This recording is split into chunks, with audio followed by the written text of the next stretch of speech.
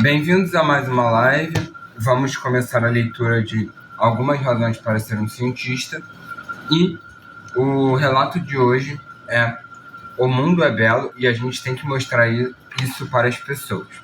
O relato de hoje é de Marcelo Gleiser, que é inclusive brasileiro. Ele trabalha na Dartmouth College em Hanover, nos Estados Unidos.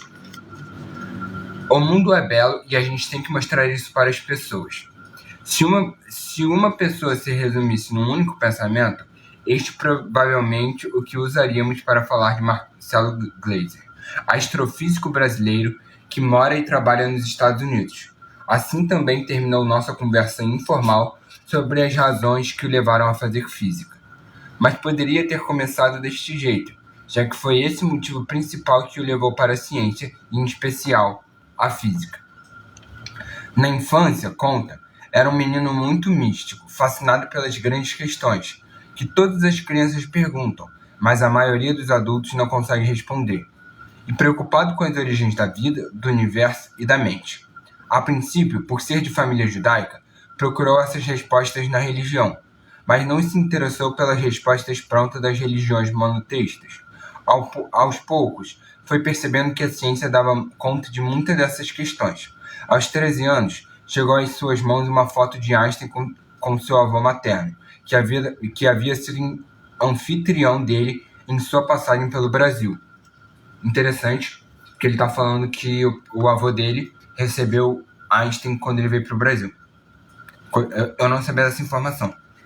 Junto a essa foto, um disco de Mozart, e fez uma espécie de altar. Era aquela sua nova religião. Desde essa época, ele mantém seu interesse constante pelas ciências. Apesar de não ser do tipo Feynman, aquele que gosta de eletrônica, desmonta tudo e brinca. Sempre fui teórico. Segundo Marcelo, uma das características mais importantes para ser bem-sucedido nessa carreira é o entusiasmo. Primeiro, para conseguir trabalhar duro e durante longas horas sem parar, e depois, principalmente, para estar sempre curioso pelo mundo. Como ele mesmo chama, a capacidade de não deixar de ser uma espécie de Peter Pan da sociedade. Aquele que nunca deixa de fazer perguntas e acrescenta: as perguntas são muito mais importantes do que as respostas. Foram estas questões que o fizeram perceber que sua vontade era realmente seguir a carreira científica. Vou ficar em live até o momento que eu acabar de explicar as coisas. Talvez até umas 11h30 por aí. Na época de escolher sua profissão, enfrentou alguma resistência na família. Quem vai te pagar para contar as estrelas? Seu pai dizia.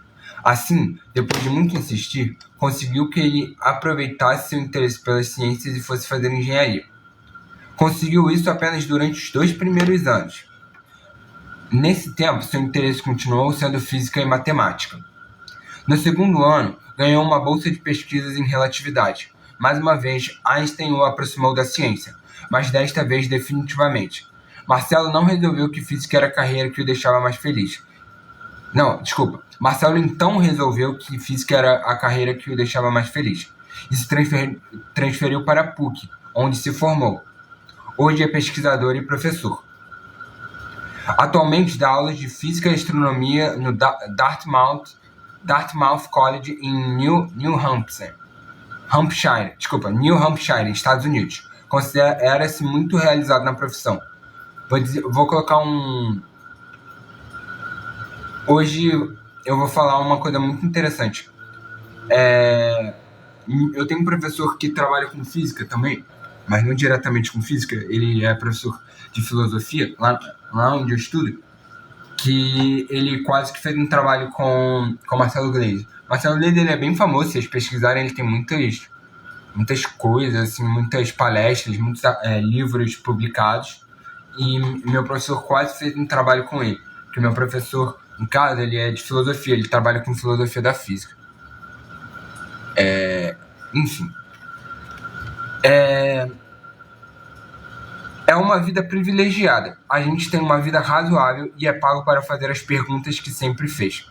Somos herdeiros dos conhecimentos que vêm desde os gregos. Além disso, acrescenta o fato de que, Teoricamente, na ciência não existe uma estrutura hierárquica, ela é horizontal e democrática, mas só depois que você é doutor, salienta. É algo que eu discordo, mas tudo bem. Eu acho que existe sim, principalmente no modo como ela é construída, principalmente no Brasil, porque sempre vai ter uma autoridade para te dar, por exemplo, recursos. Lá nos Estados Unidos, com certeza, onde ele está é mais fácil obter recursos, mas aqui você tem que passar pelo crivo da política, política científica, né? Que é a política de políticas públicas de ciência, porque você precisa pleitar o seu dinheiro, né? O seu financiamento para pesquisa, como por exemplo a FAPESP, né, que são as Fundações de Amparo à Pesquisa, tem também o CNPq, a CAPES. Nesta fase da carreira, defende Marcelo Gleisi, todo físico deveria ser o mentor dos que estão começando.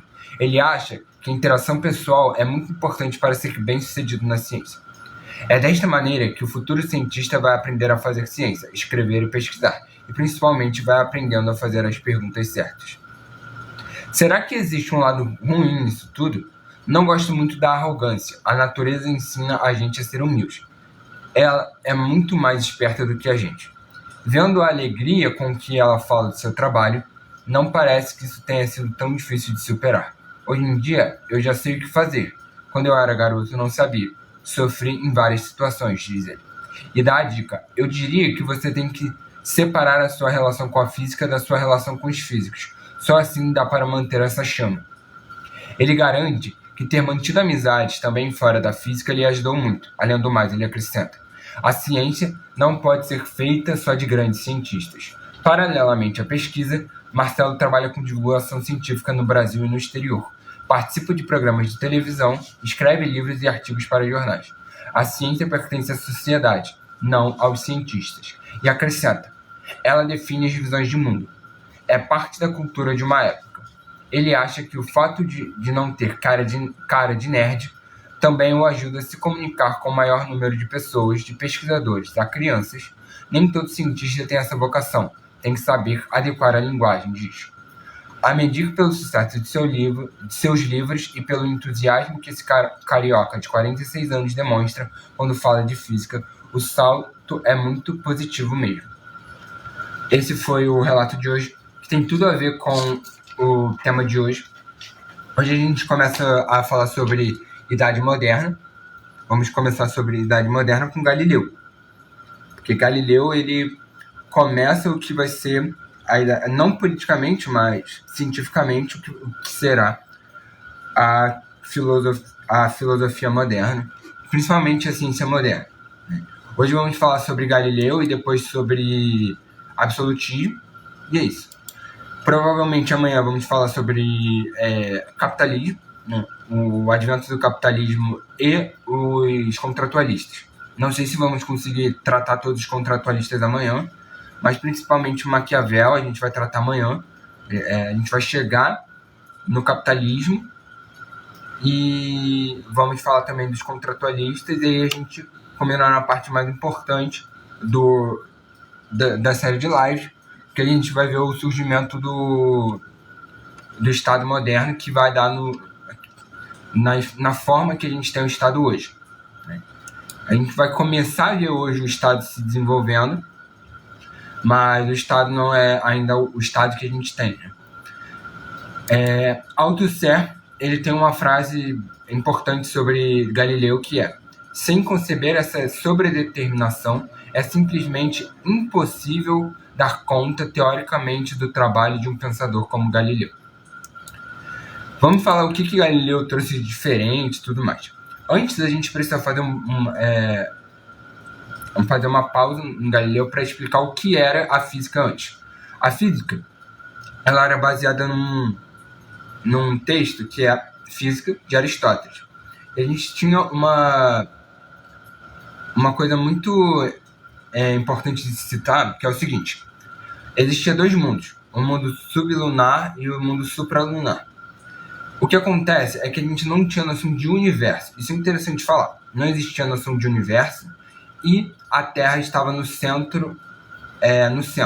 Né? Por que a gente não tinha noção de universo? A gente tinha noção de cosmos, que é O que tem de diferente? Né? O que tem de diferente da noção de cosmos para a noção de universo? A noção de universo é que tudo é uma coisa só, sendo que na questão de cosmos, as coisas são ontologicamente ontologicamente ordenadas e qualitativamente diferenciadas, né? Então, assim, por exemplo, a ontologia, ou seja, a essência do universo supralunar era tida como diferente da Terra. Por isso que a gente tinha dois mundos, tanto que as representações, né, até a Idade Média, né, astronômicas, colocavam esse modelo de mundo supralunar e sublunar. E aí, a física dizia respeito única e exclusivamente à Terra, enquanto o universo era astronomia. Não existia a unidade de física e astronomia. É uma coisa da ciência moderna, principalmente com Newton, porque, como todos sabem, Newton vai fazer a lei da gravitação universal. Universal também porque vale para todo o universo, né? E aí, um dos primeiros questionamentos que Galileu fez à física aristotélica diz respeito à velocidade dos corpos. Porque eles diziam basicamente que tinha a ver com o próprio corpo. O corpo determinaria a velocidade. Galileu teria subido na Torre de Pisa e teria, lá do alto, jogado duas bolas de metal com massas diferentes.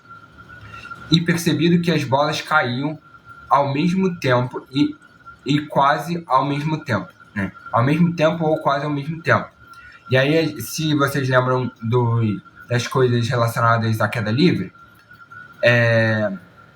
as fórmulas da queda livre, elas não levam em conta a massa. A massa não diz respeito à velocidade na queda livre, né?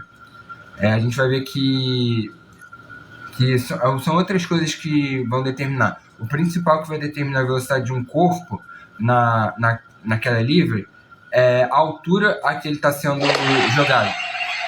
Então, assim, a massa não importa muito. E isso era um dos princípios, né? Que aí ele vai dizer que existe uma tendência natural dos corpos e os corpos eles tendem a manter essa tendência. Que diz o seguinte: corpos mais pesados, eles tendem a ficar mais abaixo. Então, eles tendem a mais rapidamente seguir o curso natural, né, da sua tendência. Mas aí ele joga lá duas bolas de metal e vê que essas duas bolas de metal vão na mesma velocidade, ele vê que existe uma inconsistência. E isso é o principal. Por quê? A física é o que explica o todo, no caso, né, o movimento das coisas e tudo mais. Sendo que quando você muda a concepção da física, você está mudando também toda a concepção do universo, né? Você dizer que todo o universo, né, tem as mesmas leis, é dizer que tudo é a mesma coisa. Sendo que lembra que na Idade Média a gente tinha um estado teocrático e tudo mais, né? Mas a Terra seria o lugar da criação. Logo, a gente teria uma lei ou um funcionamento diferente, que seria a lei de Deus, né? E aí, por isso que a gente tem essa diferenciação. Só que Galileu ele começa a criticar a física aristotélica, né? Existem algumas pessoas que tentam resgatar a física aristotélica. Veremos em outras aulas um pouco sobre Newton e sobre Descartes. Eles são a base fundamental da física que a gente tem hoje em dia. Porque assim, a gente não aprende no colégio da onde vem a física, né? Mas a física não vem do nada. Não é a simples contestação. Se vocês forem pesquisar aí no meu canal, tem, eu acho que, se eu não me engano, tem um vídeo na playlist que é Estudando os Fundamentos, que fala sobre livros de filosofia da ciência. Lá tem um vídeo de filosofia da ciência, tem um livro específico sobre filosofia mecanicista, que acho que é atomismo lógico. Enfim, aí basicamente que assim, Mechanics and Mechanisms, que seria em tradução livre, mecânicas e mecanismos. Lá fala exatamente sobre isso. falando especificamente sobre Galileu, Galileu diz que existem várias propriedades, né? Existem várias propriedades para um corpo. Só que o que acontece? Descartes vai dizer que só podem ter aquelas propriedades em que a extensão tanto espacial quanto temporal. Ou seja, a gente só pode ter como propriedade de um corpo aquilo que pode ser medido em tempo ou espaço. Daí que a gente tem a extensão de um corpo, a gente tem a velocidade de um corpo, distância percorrida, né? Mas assim, isso não é do nada, né? Foi concebido por alguém, que no caso foi Descartes, né? Então, existe toda uma criação da física que a gente tem hoje, em contraposição com o modelo de física que a gente tinha de Aristóteles, né? E aí, a gente tem que Galileu começou a falar contra a física aristotélica, se transferiu para a Universidade de Pádua, em Veneza, onde havia uma grande liberdade de estudo e pesquisa. Foi lá que teve conhecimento da luneta. Muitas pessoas vão acreditar que a luneta foi desenvolvida por Galileu, mas ele não desenvolveu, ele anteriormente viu uma luneta e ele não criou o instrumento como muitos apontam, mas ele de fato criou sua própria luneta, fabricando suas próprias lentes para serem usadas em seus estudos. Se a primeira luneta aumentava algo como 3 vezes, a dele aumentava 10 vezes. Para entender essa época, precisamos entender a posição política e social da Igreja. A Reforma Protestante estava varrendo a Europa. A Igreja Católica estava sendo fustigada. O Estado papal estava sendo pressionado por guerras e atacado ideologicamente. Existe uma coisa muito importante que a gente precisa falar da Reforma Protestante também, né? Porque o que acontece? Existe uma coisa muito interessante que a gente precisa falar sobre a Reforma Protestante, que está num livro que eu li e que está em live lá no canal. Se vocês quiserem ver eu lendo e explicando o livro, Magia, Ciência e Civilização. O autor ele vai falar como surge a ciência e ele dá um peso muito especial à Reforma Protestante. Por quê? Porque se uma coisa é verdade, né? Se uma coisa é verdade, outra coisa não poderia ser verdade, simplesmente porque eu anuncio isso. Vamos supor que eu tenho uma teoria científica. Se eu falo que a teoria ela está errada, isso não quer dizer que ela de fato está errada, ela precisa ser provada. Mas existem 2 coisas principais na Igreja Católica, que é o seguinte: a Igreja, enquanto instituição, ela tem autoridade para dizer o que é verdade em termos de fé. Até hoje é isso, né?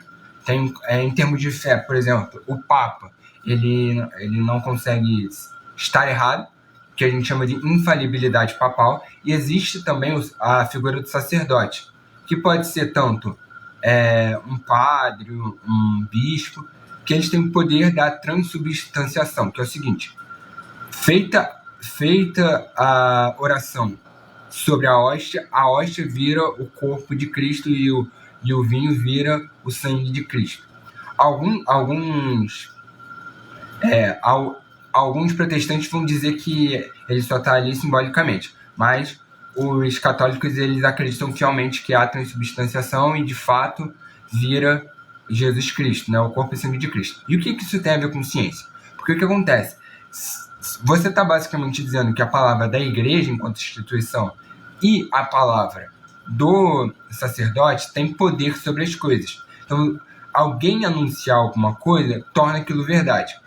Mas nesse momento você tem que a palavra de alguém não é a autoridade em si, a única autoridade é a palavra de Cristo, né? Inclusive, Lutero vai trazer a livre interpretação da Bíblia, né?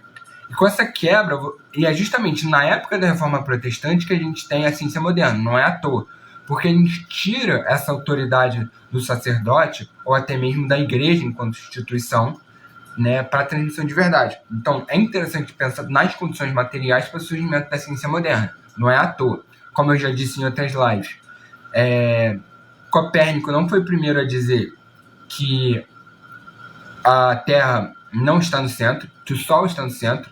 Já Corré, né, Alexandre Corré, que é um importante estudioso da história da ciência, ele tem um livro muito sensacional, que é Estudos de História do Pensamento Científico. Provavelmente, se você vai fazer algum curso de filosofia da ciência que trate alguma coisa de história da ciência, você vai ler esse livro. Principalmente a galera de filosofia lê muito esse livro. E ele fala sobre isso. Ele fala que já tinha lá na antiguidade, tipo 5 séculos antes de Cristo, já tinha grego falando que o Sol está no centro. Mas as condições materiais não levaram a ideia a ser aceita, né? Então existe toda uma condição material para que as coisas ocorram, né? Então existe essa questão também do protestantismo, que é importante salientar, que foi dito no livro, né, Magia, Ciência e Civilização. Para quem quiser, eu recomendo o livro muito. É um livro... Eu, inclusive, comprei esse livro na estante virtual. É um livro muito bom. É curtinho e que vale a pena. Tinha várias coisas que ocorreram nessa época que são muito importantes. O Concílio de Trento, que reformou a Igreja. A Companhia de Jesus, né, os jesuítas. E a Pontifícia Universidade de Roma, que surgiu como Colégio de Roma. Ao apontar a luneta para o céu, percebeu que a superfície lunar não era perfeita, contrariando a noção de perfeição do mundo sublunar da física aristotélica. Porque o que acontece? Existia uma noção de que a Terra e o mundo terreno era um mundo de transformação, um mundo da dialética, e um mundo em que as coisas eram perenes, né? As coisas eram temporárias. Existia a questão do movimento eterno, dos astros, de uma perfeição do mundo supralunar. Mas a gente vê aqui que não era bem assim. Ele vê que existem crateras na Lua. E aí, mais uma vez, a gente já tinha a noção do movimento, e agora a noção de perfeição do mundo supralunar sendo refutada, de certo modo, por Galileu. E havia também a ideia de que os astros giravam em torno da Terra e de nenhuma outra coisa, o que também foi descoberto o contrário quando Galileu observou as luas de Júpiter, porque ele acreditava que o centro de todo o movimento dos astros era a Terra, mas ele viu que existiam luas em Júpiter. Certas coisas que eu observo como movimento retrógrado dos planetas não existem. Porque o que acontece? Quando você desenha quando eles desenhavam, tomando a Terra como referência, eles desenhavam a curva que representa o movimento de alguns planetas. Parecia que alguns planetas voltavam. Porque o que acontece? A velocidade da Terra é maior do que de alguns outros planetas. Então, vamos supor que aqui está a Terra está aqui atrás. Tem uma hora que a Terra passa o planeta que está sendo observado. Parece que esse planeta ele voltou atrás, né? Dependendo. E essas são ilusões do sentido, que são os movimentos retrógrados, justamente por conta disso. Ilusões produzidas na observação, produzidas pelo observador, pelo fato de estar em movimento. O que acontece? Principalmente os copernicanos começaram a entender que a gente tem que levar em conta que nós estamos em movimento também, entende? E aí a gente vê que não é o caso deles estarem fazendo um movimento retrógrado. E retrógrado quer dizer que eles estão voltando. Isso é falso. O que acontece é que nós estamos em movimento também, entende? A questão do referencial é muito importante. E interessante também que Galileu é a primeira pessoa a idealizar a inércia, que será mais tarde postulada por Newton. Entendam aqui que é muito importante falar sobre as bases da física, que mais do que uma lei, a inércia é um postulado, porque ela é uma coisa não observada.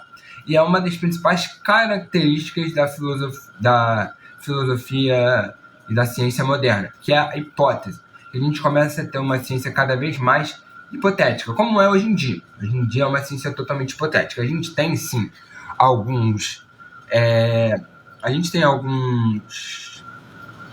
experimentos, algumas áreas experimentais, mas a gente tem coisas que são totalmente hipotéticas. Depois eu vou fazer um vídeo melhor explicando sobre isso, mas a gente tem a teoria das cordas. Vou trazer depois num vídeo no perfil 2 pensadores que criticam a teoria das cordas. Por quê? é uma coisa idealizada, que não tem atualmente como ser feita experimentalmente. É uma teoria que não tem como a gente representar ela por meio de experimentos. E muitos vão dizer que ela é não falseável. A gente não pode dizer que ela é verdadeira ou falsa porque não consegue fazer ela experimentalmente, né? Existem muitas outras coisas, como a própria economia. A economia também é uma ciência hipotética, dedutiva. É hipotética e dedutiva. Por quê? Porque a gente tem uma hipótese sobre o comportamento humano, que é o que a gente chama de teoria da escolha. Então a gente vê aqui o cerne da transformação e da revolução científica moderna, que eu não gosto de termos revolução, mas utilizam, né? Por que eu não acredito que houve uma revolução? Porque nenhuma das teorias mudou por completo. Nenhuma. Se vocês forem estudar o modelo copernicano, né, ou melhor, o modelo de Copérnico, ele não coloca o Sol como centro absoluto. Algumas ideias do modelo de Ptolomeu, que era o modelo anterior, ainda valiam. E é interessante pensar uma coisa interessante que não é muito falado, né, pela galera de ciências exatas, que é o seguinte: o modelo de Copérnico, a níveis de cálculo, ele tinha a mesma acurácia do modelo de Ptolomeu. Então, vejamos. Copérnico diz o seguinte: o Sol está no centro do universo. Ele refaz o modelo. Mas efeitos de cálculo, né, o que acontece? O cálculo dava um resultado aproximado nos dois casos. E existe uma coisa, muito interessante, que existe uma consequência na filosofia da ciência, porque se vocês pesquisarem muitas teorias sobre filosofia da ciência, existe a questão da validade de uma teoria, né? E aí existe um termo que é muito importante na filosofia da ciência, que é salvar as aparências. O quão bem um modelo explica, né? Salva as aparências, ou seja, ele explica aquilo que nós vemos, e quão bem ele consegue ser aplicado, né? Algo é dito verdadeiro quando ele melhor salva as aparências, melhor ele explica. Mas aí é que tá. Isso foi uma questão, inclusive, que eu perguntei uma vez numa aula para o professor, que o Corré, para quem quiser pesquisar, é Koyre. E o livro que eu tinha citado foi Estudos em História do Pensamento Científico. Mas beleza, voltando. Ele que diz que ele e outros historiadores, mas eu acho que foi ele mesmo que disse que em termos de cálculo eram aproximadas. Os dois modelos eram aproximados, de Ptolomeu, que era o modelo grego, e de Copérnico. Se a gente diz que é verdadeiro aquilo que melhor salva as aparências, quer dizer que a gente tem dois modelos verdadeiros, porque eles, em termos de cálculo, eram os mesmos. Dava a mesma coisa. Então a gente teria duas verdades. A concepção de inércia, e aí é interessante falar que a concepção de inércia, mesmo em Descartes, envolve a concepção e utilização de forças. A teoria do movimento de Galileu não envolve forças. Então quer dizer que podemos explicar a física sem utilização de forças. Isso é uma coisa interessante, né? Porque a gente vai falar, por exemplo, do movimento uniforme, que foi explicado por Galileu. Galileu explica o movimento não em termos de força. Porque qual é o conceito assim mais certo de movimento uniforme? É o conceito de que o corpo está sobre trabalho, né, está sendo exercido sobre o objeto ou sobre o corpo uma força constante. Logo, aí força, né, mudando a força, a gente muda a velocidade. O que muda a velocidade é a aplicação de uma força, né? Se a força está constante, então a velocidade é constante, né? Seria mais ou menos isso, né? E aí ele vai dizer que o movimento uniforme é aquele que em cada ponto a velocidade instantânea é a mesma. E aí ele vai formular o que é velocidade instantânea, que é uma coisa que vai ser desenvolvida depois com o cálculo infinitesimal, porque a gente vai pegar que a velocidade instantânea é a velocidade com tempo igual a zero. E aí ele vai dizer que se em todo ponto do percurso a velocidade é igual, logo a gente tem um movimento uniforme, né?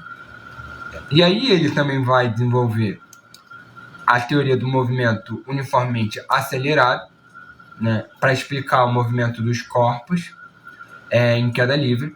E a argumentação de Galileu prescinde da álgebra. Não precisa da álgebra em termos de intuição. Você pode fazer física como a de Galileu sem o uso de forças em suas explicações. O século XVIII apaga Galileu ao colocar Newton como fundador da física, mas podemos, já em Galileu, ver a constituição da física matemática clássica. Como a gente viu, né? Não tem a utilização de forças e às vezes não é tão algébrico como em Newton. Então existe um apagamento de Galileu, mas Galileu foi o principal. E aí ele, obviamente, falou mal de tudo que estava sendo ensinado, foi condenado. A condenação de Galileu produz vários tipos de distorções para todo lado. Durante muito tempo, a história da ciência teve dificuldade em aceitar a condenação de Galileu. Coiré, um dos principais historiadores da ciência, em especial na passagem da Idade Média para a Idade Moderna e o advento da ciência moderna e a Revolução Astronômica, não trata em seus textos sobre a condenação de Galileu. É interessante porque ele tem textos e livros específicos sobre Galileu. Ele tem, eu acho que tem um livro que foi publicado sobre ele, dele, né, sobre Galileu, e um sobre Newton. O do Newton é muito interessante. Eu acho o mais importante. E assim, vale muito a pena ler o que ele fala sobre isso. Principalmente o livro sobre Newton, é sensacional. A condenação é um ponto fulcral no nascimento da ciência moderna, porque é quando a ciência diz não à teologia. A astronomia se afirma como sendo sobre o movimento dos astros e não sobre qualquer interpretação da palavra de Deus. Galileu mantém e reafirma essa separação, e mesmo sob julgamento, e por isso é condenado. Então a gente tem o início da ciência moderna, né? Que a gente vai, de certo modo, laicizar a vida. O que é laicizar? Tornar a religião algo privado. Sempre quando a gente fala que algo é laico, quer dizer que nesse campo a religião é algo privado. Quando a gente tem um Estado laico, quer dizer que a religião é algo privado, né? Então ele laiciza a física e a ciência, né? E aí vem Newton depois também, e aí o que acontece? Principal, que vocês precisam entender, não é método, não é. Primeira coisa que a gente tem que entender é, muita gente acredita que a grande discussão da ciência moderna é o método científico, mas não é. Tem algumas coisas que são importantes, né? Como eu falei. A primeira delas é a noção de universo, em que tudo tem a mesma lei. Não existe essa diferenciação ontológica e qualitativa, né? Tudo é a mesma coisa. Tipo, tudo é constituído das mesmas coisas, dos mesmos elementos e da mesma matéria. Agora, a ciência não diz respeito à palavra de Deus, né? E as leis agora não são só do mundo supralunar ou só do mundo sublunar. Todo o universo é regido pelas mesmas leis, entende? Então, tem essas características da ciência moderna, ok? E a ciência moderna depois vai trazer outras coisas, né? Vai ter outras noções também, eles vão rejeitar a metafísica, né? Vai ser uma coisa que vai ter explicações unicamente terrenas, e aí eles rejeitam toda a tradição escolástica, eles rejeitam também a concepção de movimento de Aristóteles, isso também é muito importante de falar, né? E aí a gente ainda vai entender mais a fundo o que é essa concepção, porque essa concepção nasce com Newton e com Descartes, né? A gente vai ter essa passagem para a modernidade, depois vamos falar dos cientistas da modernidade, ok? Então veja que agora a gente tem uma mudança no pensamento científico. Essa foi a principal mudança cientificamente falando. E aí a gente entra agora na Idade Moderna, porque esse é o início da Idade Moderna. o feudalismo está caindo, tem as primeiras cidades, né? Veneza, por exemplo, é uma das primeiras cidades que vão acontecer. Cidades no modelo urbano, não no modelo da polis. E aí a gente tem o início da Idade Moderna. A grande mudança que a modernidade opera em nós é o surgimento do capitalismo, nascendo feudal e acabando como capitalista. Ou seja, a Idade Moderna nasce como feudal e termina como capitalista. No Brasil, há resquícios do feudalismo na distinção por títulos, visconde, barão, dom, etc. A distinção por títulos acaba de fato no Brasil só com a instituição da República e a destituição da monarquia. Um ser humano só foi ser equivalente a outro ser humano em termos de igualdade no Brasil em 13 de maio de 1888, com a abolição da escravidão. Aquilo que inaugura o capitalismo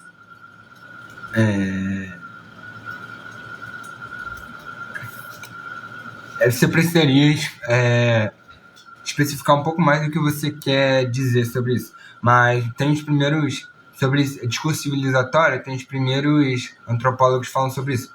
Todos que falam sobre evolucionismo cultural, principalmente.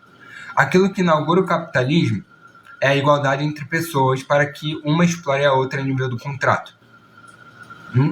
E o que acontece, né? Qual é a grande diferença? Agora, as pessoas elas fazem um contrato entre si e a exploração é assim, porque a pessoa agora é livre. No caso da escravidão, a pessoa ela é mercadoria. A pessoa é mercadoria de outra pessoa, ela é posse. Tanto que no Brasil, escravo já foi tido como na declaração de posse. Não foi só em 1789 que se instaurou na França, o capitalismo no caso. Muitos países estão inclusive muito retardatários nesse processo. Há uma célebre discussão sobre quando passamos a ter capitalismo pleno no Brasil. Existia feudalismo ou não? No caso, Alisson Mascaro, que é professor de Direito da USP, ele vai dizer que a gente não tinha capitalismo antes porque a gente tinha escravidão. Já Caio Prado Júnior diz que o colonialismo brasileiro já era parte do capitalismo. Né? Enfim, há um bom senso de que quando há escravo não há capitalismo pleno, porque o capitalismo tem que contratar através do trabalho assalariado. Havia, portanto, outro sistema, outra lógica de organização de produção no Brasil. A modernidade é o feudalismo que está com tudo e um dia vai acabar, e o capitalismo que está incipiente irá explodir. Ele surge no século XV, terminando no século XVIII. São 300 anos. Lembra que a antiguidade durou séculos. Agora, a modernidade foi uns 300 anos. O outro foi mais assim. Até 700, 800, por aí, eu acho. E aí durou uns 1000 anos a Idade Média e a Idade Moderna uns 300 anos. A gente vê que diminui cada vez mais. O capitalismo se instaura no final do século XVIII e início do século XIX. Seu marco político é a Revolução Francesa e o seu marco econômico é a Revolução Industrial. A Revolução Industrial é justamente quando precisamos contratar pessoas para o trabalho em massa. A modernidade é marcada pelo cruzamento de duas forças contraditórias entre si, o absolutismo e o iluminismo. Nessa posição está todo o problema jurídico da Idade Moderna, que prepara nossa vida jurídica de hoje. Então, a gente tem o modelo absolutista sendo confrontado depois, né? Porque o modelo absolutista ele tem a centralidade em Deus. A gente vai ver aqui mais adiante o que é o absolutismo, mas a questão é que a gente já vê que essa autoridade de Deus ela é questionada com Galileu. Galileu já vai dizer, olha, a razão ela está na frente aqui, né? A razão e Deus já não pode ser mais... Mas assim, como eu já disse em outros momentos também, não é o império da razão e a iluminação da razão. Não é. Isso é o quê? Isso é discurso iluminista. Porque já existia ciência na Idade Média. Só que não a ciência moderna, mas existia ciência também. O próprio São Tomás de Aquino, ele prova, ou ele pelo menos tenta fazer a prova racional da existência de Deus. Na Suma Teológica, ele dá 5 argumentos para a existência de Deus. Então, assim, existe um argumento muito errado, que eles dizem que agora a razão vai explicar o mundo. Como se não existisse teologia dentro na razão, né? Ou não existisse teologia na razão na teologia. Mas é interessante pensar, né? É interessante pensar isso aqui, a passagem da Idade Média para a Idade Moderna, e o advento da ciência moderna, porque hoje eu acredito, vou dizer uma coisa que eu acredito, estudar ciência hoje é um exercício de fé maior do que um exercício de acreditar em Deus. Por quê? Porque existem argumentos para a existência de Deus. Eu apresentei alguns, está lá no meu perfil, quem quiser ver, que eu tirei do livro Vademecum de Filosofia. Na Suma Teológica, há 5 argumentos, que são as 5 vias de São Tomás de Aquino. Então, existem explicações racionais. E existe também teologia e filosofia acerca da natureza de Deus. Então, as coisas são discutidas filosoficamente. Ok? Inclusive, você sabe por que Deus pode ter feito o universo em 7 dias? Newton explica por quê. Todo mundo fala, como é que ele fez o universo em 7 dias? A maioria vai falar que ele é Deus, mas Newton fala o seguinte. Ele vai falar o seguinte. Não existia espaço, logo não existia tempo, né? Porque existe essa correlação entre espaço e tempo. Então, ele determinava o tempo. Logo, ele pode ter feito os dias na duração que ele quisesse. Logo, ele criou o universo em 7 dias. Existem até explicações para isso. Então, existe a utilização da razão, né? Mas a gente vê aqui, por exemplo, também, com Galileu, que existe uma noção, né? Como eu disse, existe a noção de universo que contrapõe a noção de cosmos. Galileu está respondendo objeções que ele mesmo faz à ciência e à física aristotélica, né? Então, assim, a própria física não surgiu do nada, outras coisas também não surgiram do nada, que toda a ciência moderna vai vir desses pensadores, no modo deles de pensar, de modelar também, porque muita gente fala de experimento, mas muita coisa que ele mesmo, né, o próprio Galileu ou Newton fizeram era extremamente hipotético, né? E aí surge a ideia de modelo, que não existia antes, porque antes era tudo muito baseado na experiência. A inércia é um modelo, porque nenhum movimento vai continuar, vai ficar parado para sempre ou vai continuar. A gente até pode dizer que fica parado se a gente deixar a coisa lá, mas pode vir alguma força externa, né? Mas a gente diz que na lei da inércia o objeto fica parado quando não tem nenhuma força, então é explicável.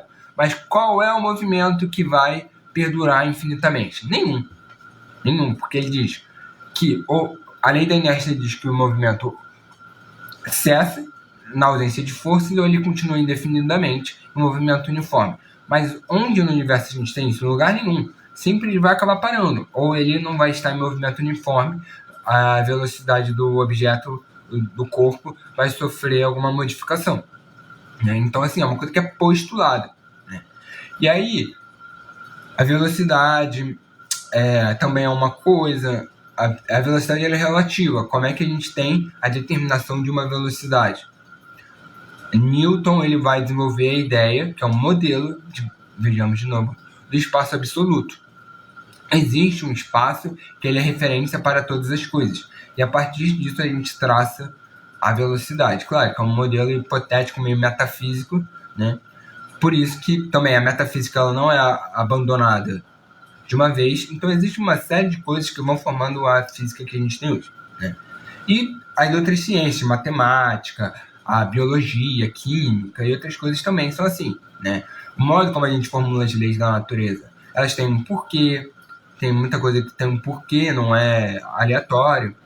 Então a gente precisa pensar nisso quando a gente está pensando as ciências que a gente estuda hoje em dia, né?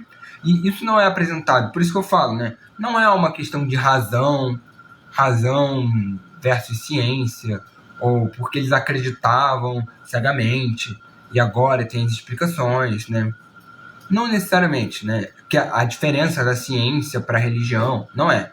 Porque às vezes você tem mais entendimento daquilo que você acredita quando você está estudando teologia do que a própria ciência. Isso é uma coisa que os cursos não vão falar, os cursos de ciências naturais, que são as ditas ciências empíricas, principalmente física, química, biologia e suas derivadas, né? Você não vai ter uma explicação do que é a natureza, né? A gente não tem discussão da natureza das coisas. A gente vê isso também em ciências humanas, por exemplo. Você não estuda o que é o ser humano em biologia, em psicologia, em economia, né? Porque assim, você não tem o que é a mente. O que propriamente é a mente? Quem discute isso é a filosofia da mente. Você não tem isso em psicologia. Você não tem nenhum estudo profundo na psicologia ou na economia para discutir antropologia. Nem antropologia a gente tem no curso de economia, ontologia também, né? Para discutir o que é o ser humano, o que é a essência da natureza humana, né? Tipo, da natureza não, mas do que nos faz propriamente humanos, a gente não tem isso. Então, a gente, por fé, tem que acreditar, né? Que a definição de ser humano é aquela, né? Tipo, então, assim, não falem ou não acreditem nessa discussão que é uma briga por razão, né? Não é. Ou é uma briga de que a ciência vai tratar sem precisar de fé. Na verdade, existe muita fé, né? Existe muita fé. Porque a gente não estuda nenhuma visão de natureza por trás de nenhuma das teorias. E além disso, a gente não estuda quais teorias nós estamos respondendo com a teoria que a gente assume. Porque quais são as outras teorias para explicar os mesmos fenômenos que a gente estuda? A gente simplesmente não vê, né? Isso é um erro, porque a gente se fecha e a gente não sabe explicar as coisas. Entende? Por que a gente tem hoje em dia tanto terraplanista? Por conta de um movimento de fake news? Não. O grande motivo da gente ter negacionista hoje em dia é porque as pessoas que se dizem letradas cientificamente não sabem. As pessoas não sabem assim. Como é que a pessoa pode dizer que um terraplanista está errado se a pessoa não sabe física básica? O cara lá estudou qualquer coisa. Às vezes a pessoa é formada em direito, sei lá, ou filosofia, economia, algo que ela não utiliza física e não sabe física, né? Biologia, sei lá. E aí ela fala, nossa, como é que alguém pode acreditar na Terra plana? Mas você sabe refutar, baseado nas leis da física? Às vezes não, às vezes você nem as leis básicas da física você sabe. Se perguntar as fórmulas lá de mecânica que a gente aprende no ensino médio, a pessoa não sabe. Então, assim, não é porque ele é burro. Você não sabe explicar o teu ponto de vista, né? Então, a ciência também tem muito de fé, porque você precisa acreditar, sabe? Para as teorias apresentadas serem tidas como verdadeiras e para elas funcionarem, você precisa de um movimento de fé no modelo. Você precisa de fé no modelo e, além disso, na visão de mundo ou na visão de universo que dão base para aquele modelo. Então, existe muito de fé também, entende? Existe um pouco de fé no que a gente faz como cientista, entende? Não é só uma questão de que fé ficou na religião, ok? Assim, mais do que na ciência moderna, porque na ciência moderna ainda existe a discussão filosófica, a ciência contemporânea é assim. A gente não pode cair no erro de achar que que a gente abandonou fé, porque a gente ainda tem fé em muita coisa. Porque, por exemplo, existe uma cientista famosa aí na internet, que ela é física e faz algumas coisas na internet sobre ciência, né? Alguns conteúdos. E ela fez um vídeo falando mal da metafísica. Metafísica é essa que foi desenvolvida por Aristóteles e que era tida como a primeira ciência. Quando a gente vai estudar lógica, né? Por exemplo, uma das primeiras coisas que a gente estuda é a tabela verdade. E a gente vai avaliar se determinadas proposições ou determinadas coisas são verdadeiras ou não. Mas o que é que a gente quer dizer quando algo é verdadeiro ou quando algo é falso? Né? O que determina que algo é verdadeiro ou algo é falso? Aristóteles fala isso. Ele tem a teoria da verdade como correspondência. Deve ter uma correspondência entre o que é anunciado e a realidade. Ele vai desenvolver o que é verdade, o que não é, como a gente relaciona os termos com a realidade. Existe um estudo dele só sobre isso, que ele chama de categorias. Essas coisas que vão permitir a gente, né, indicar se algo é verdadeiro ou falso. Isso está na Metafísica de Aristóteles e no Organo. Essencialmente esses dois livros. E como uma pessoa hoje, cientista, que inclusive ela é PhD em física, trabalhou na França e trabalhou no Japão, vai me dizer que metafísica não tem nada de científico. E ela ainda diz que a lógica está no domínio da ciência, que a metafísica não tem lógica. Como é que o livro que traz as bases para a lógica, uma determinada lógica, para a lógica, o estudo de toda a lógica, quem inventou, digamos assim, a lógica foi Aristóteles. Como é que alguém vai dizer que não tem nada de lógica na metafísica? Essa pessoa, por fé, deve acreditar nas coisas, né? Ela deve acreditar na lógica por fé. Porque ela não tem... Se ela está abandonando as definições básicas da lógica, ela só acredita, né? Então a gente tem esse movimento, né? É errado a gente dizer que não existe razão dentro da teologia e que a razão está no domínio da ciência. Porque muitas vezes, assim, as pessoas não sabem nem o que elas estão estudando, né? Isso é importante para a gente pensar. Né? Por quê? Nós veremos amanhã sobre o iluminismo. E o iluminismo, ele traz essa crítica à religião. E às vezes, todos os manuais, todas as enciclopédias naquela época foram feitas pelos iluministas. Os livros de história da ciência foram feitos pelos iluministas. Então é importante pontuar o que a gente está recebendo de informação sobre esse período histórico. Entende? Que não é bem assim, não é que agora a razão está dominando. Existe uma necessidade de a gente entender quem é que está contando essa história. Tudo bem, a política foi laicizada. O conhecimento científico foi laicizado. A gente não utiliza mais a palavra de Deus para explicar as coisas. Mas isso não quer dizer que é abandono da fé. Isso não quer dizer que a gente não tem que mais acreditar nas coisas. A gente vai falar agora sobre o absolutismo. O absolutismo, ele é um estado também teológico, assim. Muitos estados naquela época, no início da Idade Moderna, eles eram estados confessionais, confessavam religião. Alguns hoje ainda são, como a Inglaterra ainda é.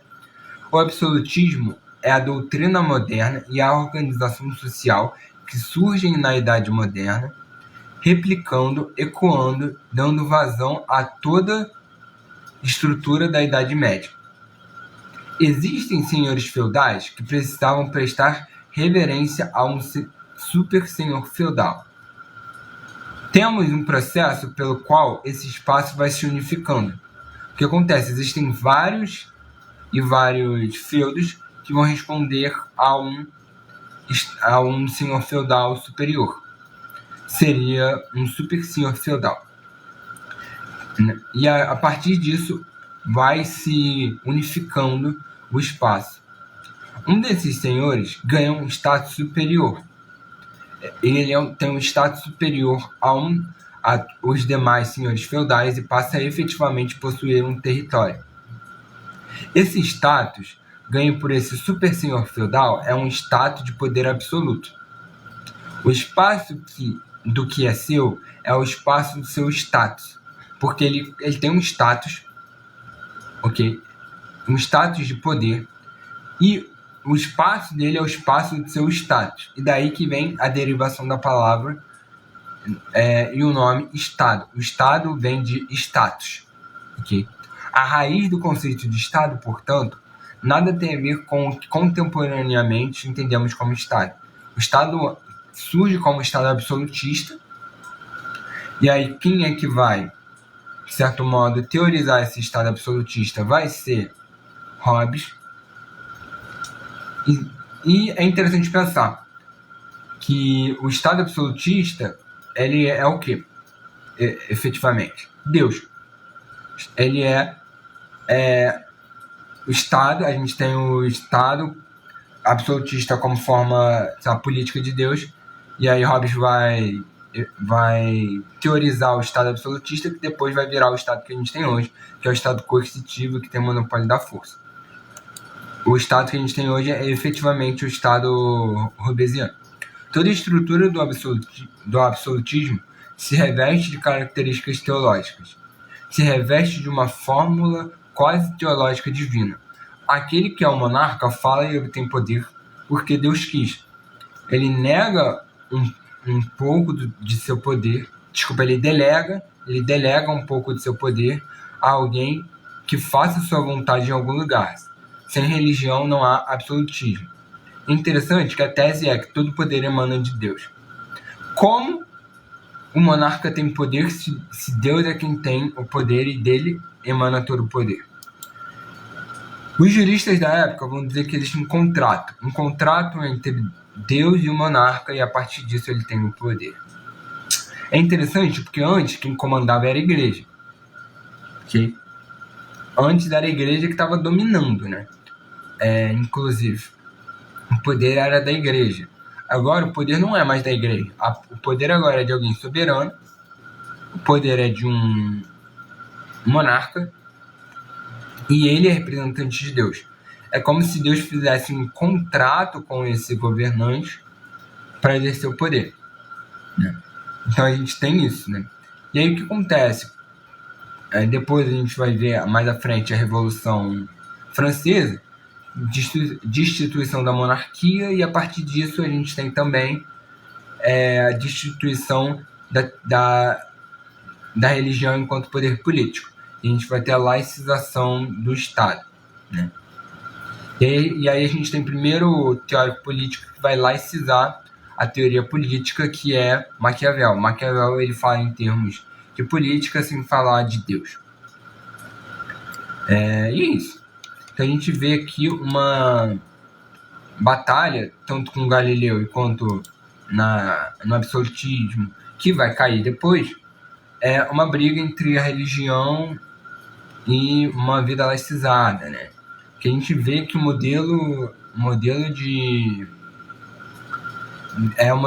pensar teológico, ele já não está fazendo tanto sentido, né?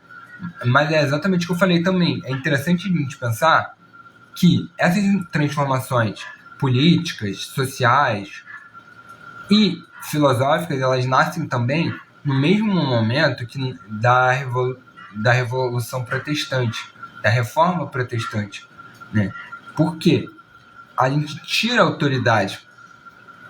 Não existe mais autoridade religiosa, porque existe o livre interpretação da Bíblia.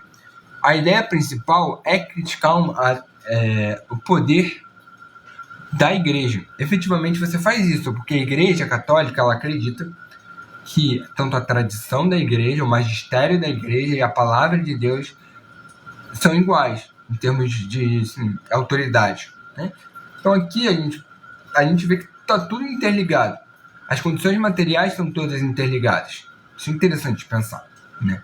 A gente tem o absolutismo, né? A gente já vê a passagem do poder da igreja para uma pessoa, ainda que esse poder ele é justificado por Deus.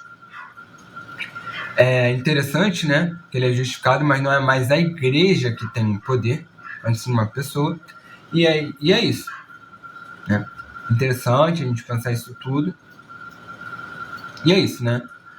E aí é interessante que depois vão ter diversas mudanças políticas que a gente verá mais adiante, que vão culminar no Estado contemporâneo, né? O Estado moderno ele é o germe do Estado contemporâneo, e essa mudança renega muita da tradição religiosa, e a gente precisa entender que são essas pessoas que renegam a tradição religiosa que efetivamente vão trazer tudo aquilo que a gente conhece sobre a filosofia, a ciência, e eles que vão escrever sobre isso, com os manuais de história da filosofia, com as enciclopédias, inclusive, né? E por isso que a gente fala tão bem dessa razão, né? E a gente acha que a razão iluminista ela foi revolucionária, que trouxe todo o conhecimento que a gente tem hoje.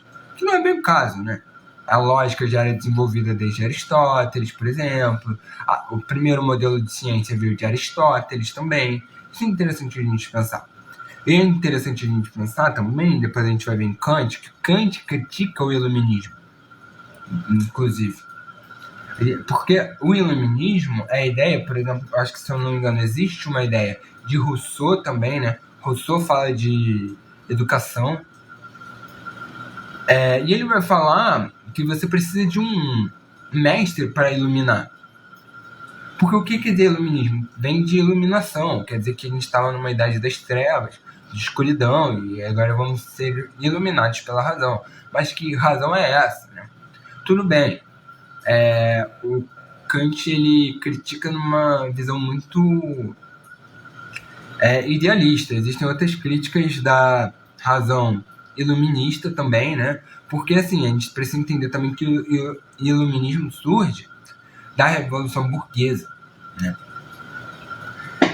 A gente tem esse modelo aqui de Estado absolutista, em que o monarca tem poder absoluto, e aí os liberais eles querem liberdade. É isso. Os políticos, os filósofos liberais, eles querem. E lembra, é a burguesia que está fazendo isso. Porque assim, a gente tem que entender, depois a gente vai ver também sobre Gramsci, a gente vai ver como se faz uma revolução. Gramsci teoriza isso.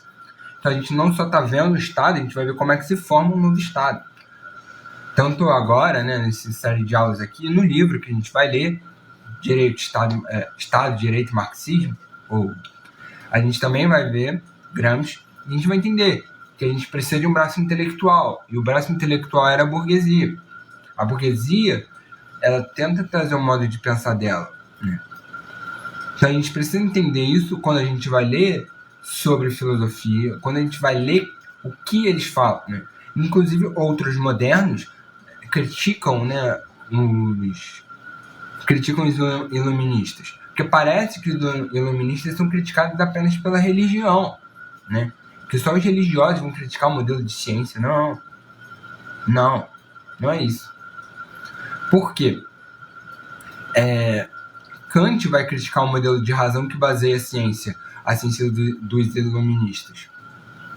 Então é interessante pensar que paralelamente, assim, ao advento do iluminismo e das revoluções burguesas, a gente tem a crítica por meio de Kant, Hegel, enfim, principalmente Kant, né? E aí ele vai criar o idealismo alemão, né? Ele vai ser o precursor do idealismo alemão, que vai falar, olha, tá bom isso aí não. Aí ele vai criticar, aí muita coisa que baseia essa concepção, né? E aí é interessante a gente pensar também que essa ciência ela vai ser tida como a verdade, porque é justamente o que eu falei. A ciência moderna ela está sendo contrastada com a teologia, e a teologia é dita como fé, né, como uma fé que muita gente hoje em dia acredita que é uma fé cega, mas que existe razão, né? E aí eles vão dizer que é o triunfo da razão, a razão vai iluminar o conhecimento diante das trevas que era a religião, e eles vão utilizar esse meio de... Inclusive, vão ter outros pensadores, como Augusto Comte, que vai trazer o positivismo, que fala sobre isso. Que fala magia, que ele vai trazer que primeiro a gente tem a magia, depois a religião e depois a ciência, como o ponto alto do conhecimento. E aí é interessante que todos esses pensadores aí vão ser os pré-antropólogos, né? Vai ter a pré-antropologia, os antropólogos de gabinete, que eles vão utilizar esse modelo de pensamento iluminista para analisar os povos ameríndios, que são os ditos povos da América, né? Seriam os povos originários da América. Por quê? Porque eles vão dizer que eles estão no seu estado natural, que eles ainda não chegaram na civilização. Os iluministas vão tratar sobre o problema da natureza humana. O que é a natureza humana? É basicamente o ser humano antes do advento do Estado, o advento da civilização moderna. Eles vão dizer que eles ainda não são civilização aqui na América. Entende? Bizarro. E como é que era a prática? Isso a gente estuda. Isso é objeto de estudo. Se você vai fazer o curso de Ciências Sociais, você vê nas primeiras disciplinas de antropologia, como surgiu a antropologia? Eram viajantes que escreviam cartas sobre os povos da América, levavam para a Europa e os antropólogos estudavam essas cartas. Por isso que eles são chamados de antropólogos de gabinete, porque eles não estudavam vindo para cá. O primeiro antropólogo que vai estudar um loco, ou seja, no local, é Franz Boas. Se vocês pesquisarem, tem um documentário sobre ele. Inclusive, quando eu tive que fazer pesquisa sobre ele para apresentar numa disciplina, eu tive que assistir o documentário sobre ele. Então é interessante a gente pensar, né, os relatos dessa passagem da Idade Média para a Idade Moderna, pensa muito a visão que a gente está tendo sobre esse pensamento anterior, porque inclusive as primeiras universidades surgiram, assim, no modelo ocidental, obviamente, foi de católicos. A Igreja Católica Apostólica Romana que teve as primeiras universidades. Então, já vemos aí que não é só questão de fé. E, inclusive, falar uma coisa que nessa época a cidade mais intelectualizada e com maior número de cientistas, de matemáticos, astrônomos e filósofos era Bagdá. Eu vou te dizer, pela tradição cristã do mundo ocidental, é apagado da historiografia da ciência a ciência mais avançada do mundo pós-Grécia, que é a ciência islâmica.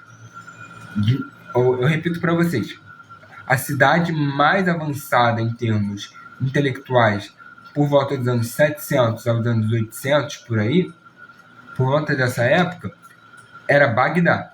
Os islâmicos eram um povo mais avançado astronomicamente. Eles traduziram para a língua árabe a física de Aristóteles. Inclusive, a física só foi levada para a Europa tempos depois.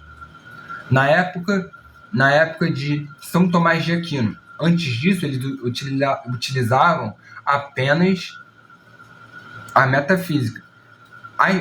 O texto da física de Aristóteles foi, de certo modo, esquecido ou perdido pelos europeus. Quem estava estudando a astronomia a fundo naquela época eram os islâmicos. Os islâmicos eram também altamente religiosos também, né? Então, assim, é interessante a gente pensar isso. Isso é um dado muito interessante, que os povos mais avançados eram os povos islâmicos em termos de astronomia e matemática. de novo, que era um povo extremamente religioso. Lembrando que não existe essa coisa contemporânea de que existe uma forte separação entre razão, ciência e religião, porque povos altamente religiosos também contribuíram muito para progressos científicos, ok? Né?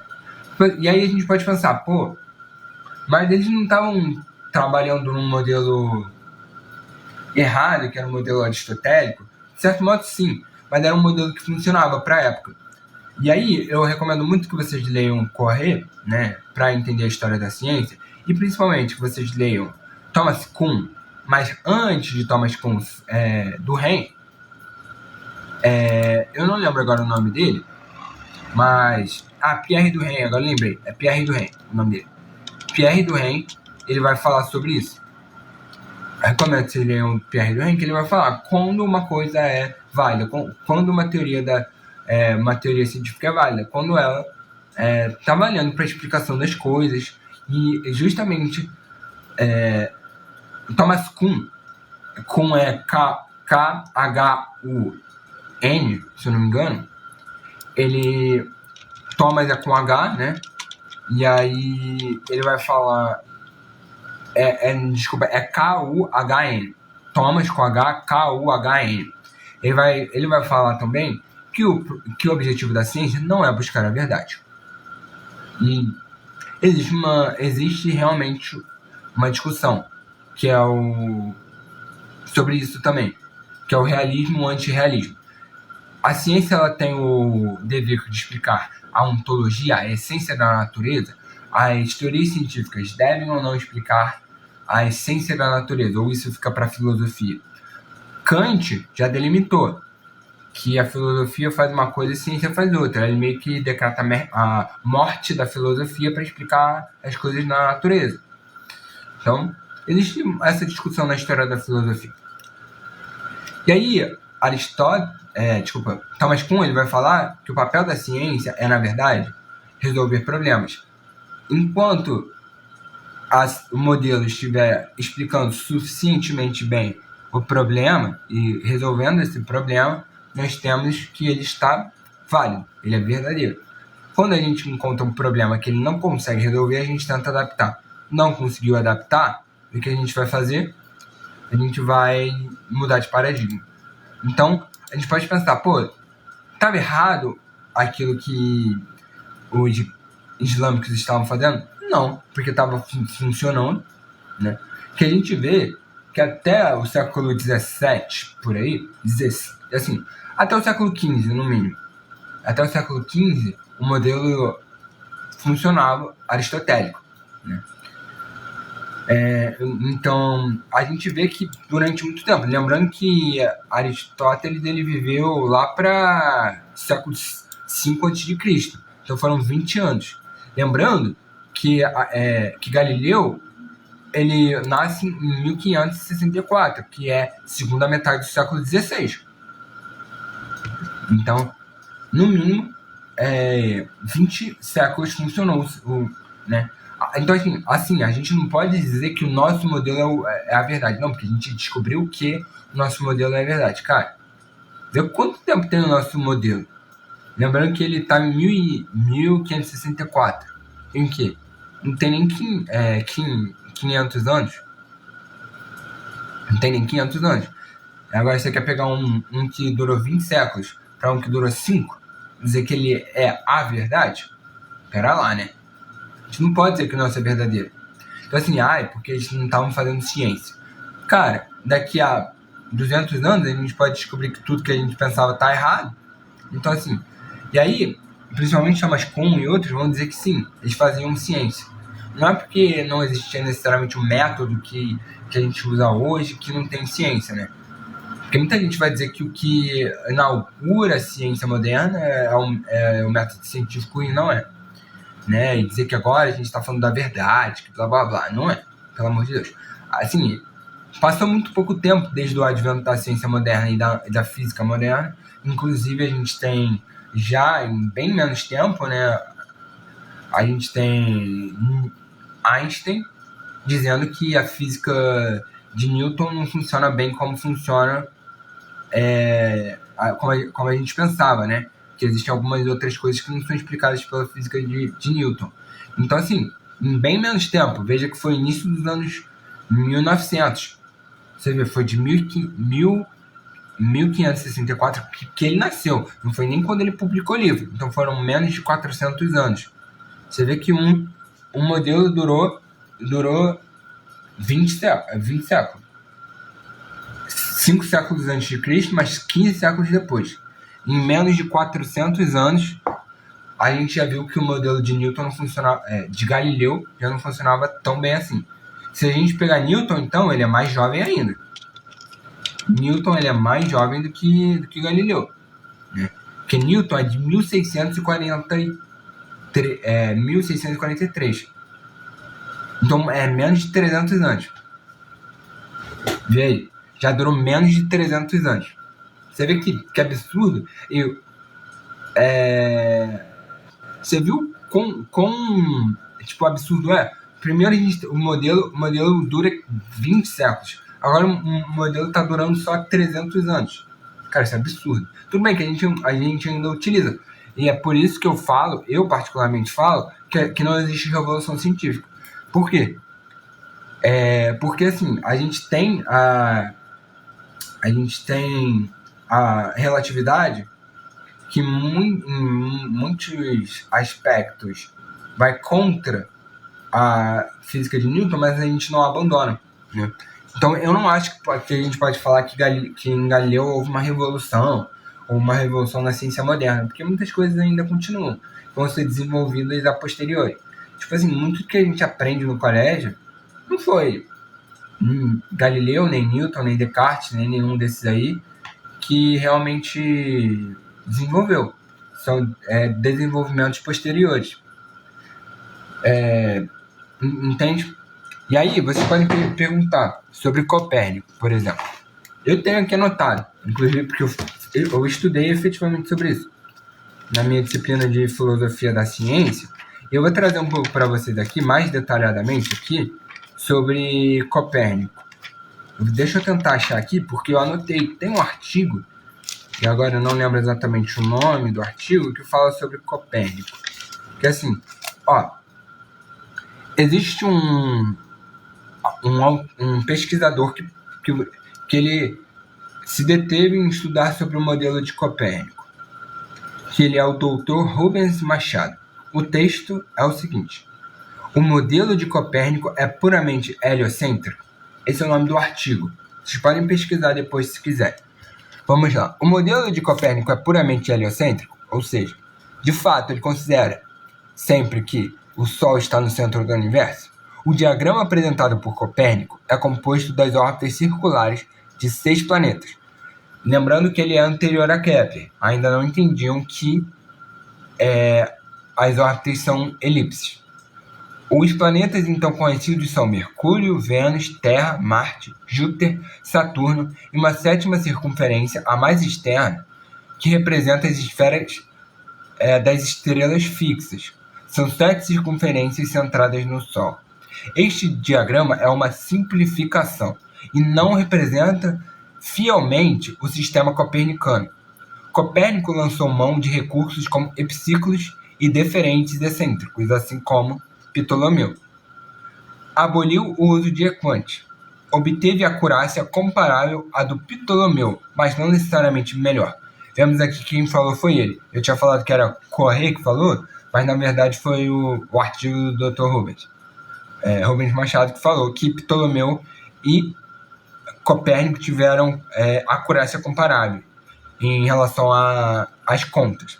No sistema copernicano, os planetas não orbitavam o Sol, orbitavam circularmente pontos geométricos que, por sua vez, orbitavam circularmente o Sol. Ou seja, os planetas orbitavam pontos e esses pontos que orbitavam o Sol. Copérnico dizia que os planos das órbitas dos planetas se interceptavam no centro da Terra.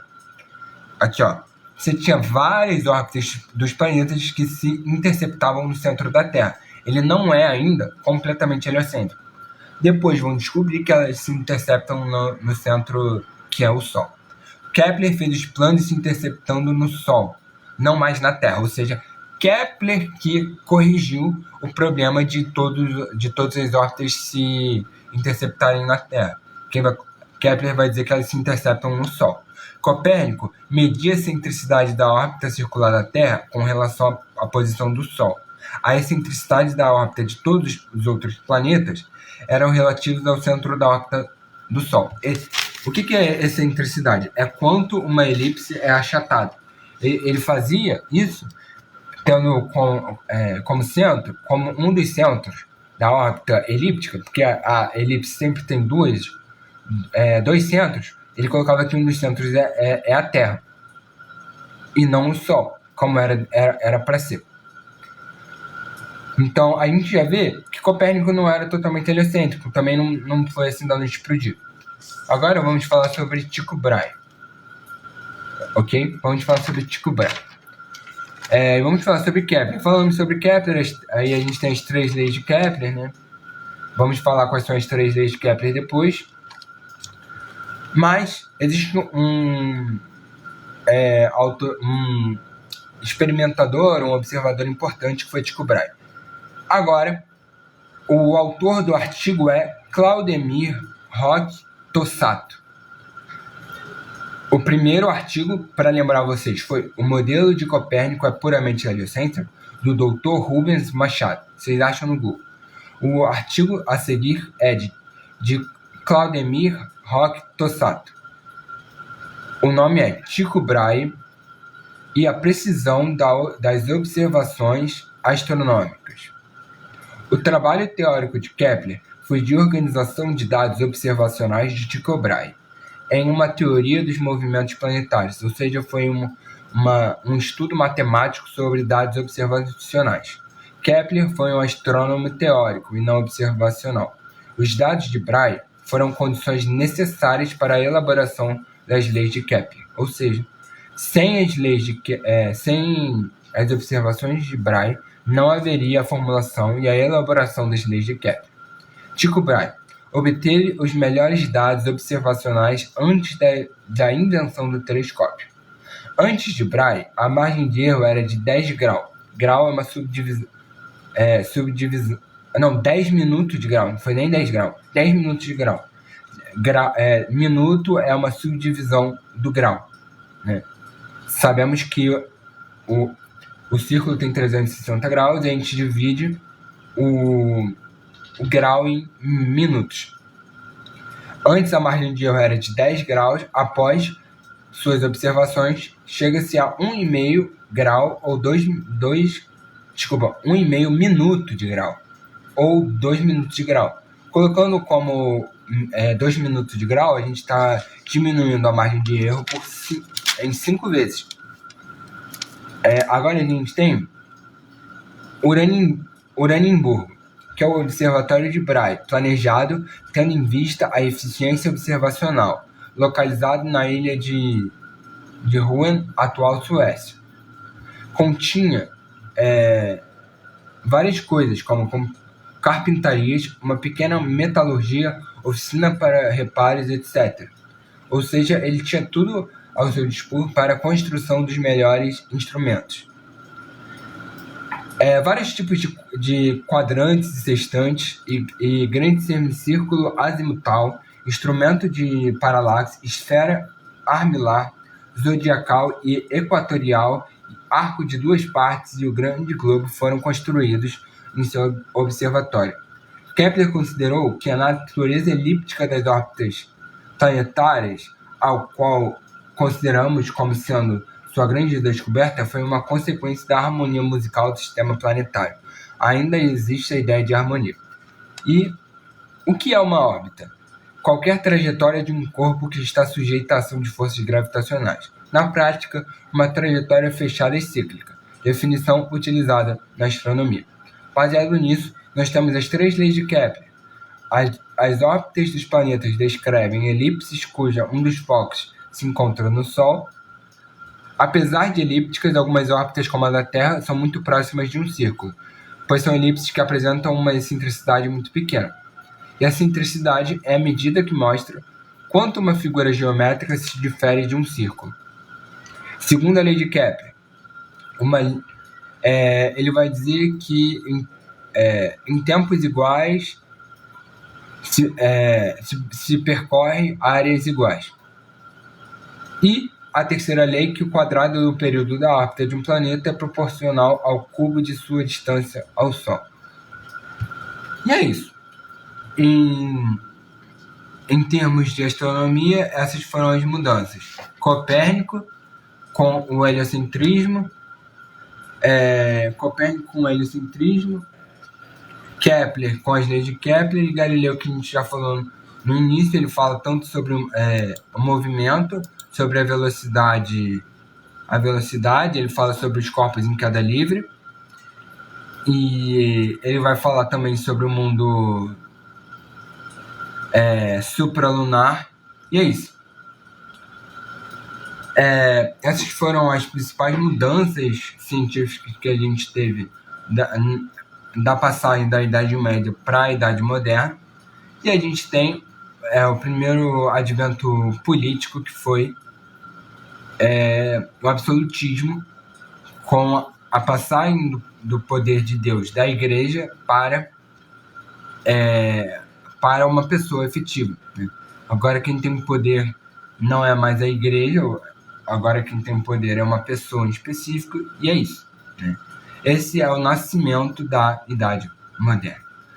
Por hoje é só. Conseguimos discutir bastante coisa. Falamos sobre Galileu, falamos sobre Copérnico e Kepler, e é isso. E amanhã vamos falar sobre o advento do capitalismo, como surge o capitalismo, e vamos falar também, vai ser uma live bem longa, porque falaremos sobre o capitalismo e os contratualistas. E aí vamos fazer uma live talvez de pergunta e resposta, em que a gente vai ler, vamos ler as anotações e depois vocês vão poder perguntar, porque como vai ter muita coisa, eu não vou ter tanto tempo assim de ficar falando tanto, eu vou mais ler as anotações. Por hoje é só, e nos vemos amanhã. E é isso.